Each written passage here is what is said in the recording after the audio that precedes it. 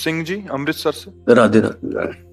राधे राधे महाराज जी, आपके चरणों में दास का कोटि कोटि प्रणाम। महाराज जी, आपका दास सिख परिवार से है और आपका प्रवचन पिछले 4-5 महीने से सुन रहा हूँ। प्रवचन सुनते वक्त मन को अति आनंद प्राप्त होता है और मन करता है कि पूरा वक्त प्रवचन सुनते सुनते ही बिता दूं। गुरुजी, आपकी कृपा से मैंने मांस मछली खाना छोड़ दिया है, पर फिर भी जब किसी को गलत वचन बोल देता हूं तो मन में जलन का आभास होता है। गुरुदेव, मैं चाहता हूं जैसे आप चाहते हैं दास का जीवन वैसा ही बीते।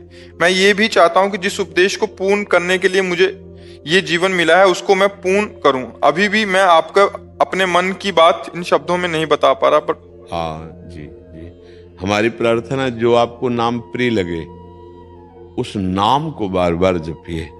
नाम जपने से सब सामर्थ्य अंदर आ जाती है। और हम कटु वचन क्यों बोले किसी को?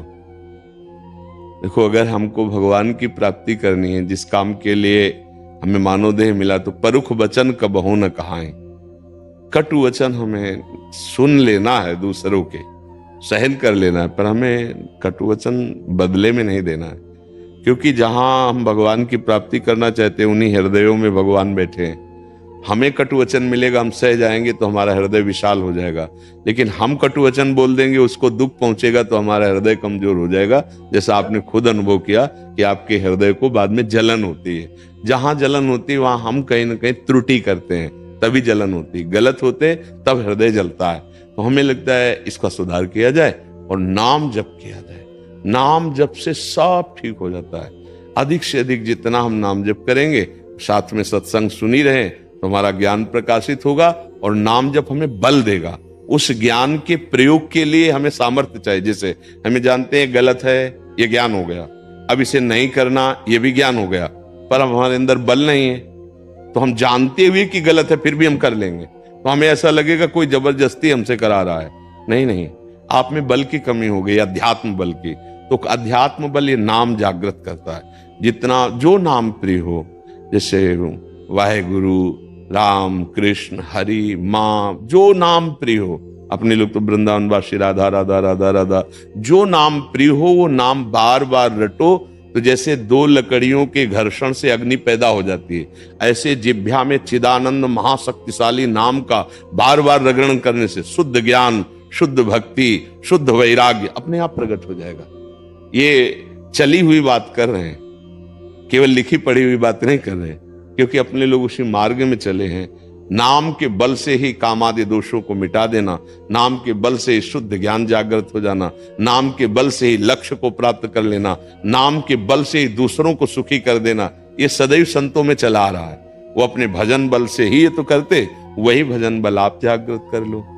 पैंट शर्ट में रहते हुए, धोती कुर्ता में रहते हुए आप महात्मा हो जाएंगे। अगर नाम जब चल रहा है, हम दूसरों को सुख पहुंचाने वाला वाणी से, मन से और तन से वही हम व्यवहार करें जिससे दूसरों को सुख पहुंचे। दूसरे व्यवहार करते हैं कि मुझे दुख पहुंचे, वो मैं सह लूंगा, लेकिन मेरे द्वारा किसी को ऐसा नहीं। तो वो आगे चलकर बहुत उच्च कोटि का विचार वाला, उच्च कोटि का भाव वाला।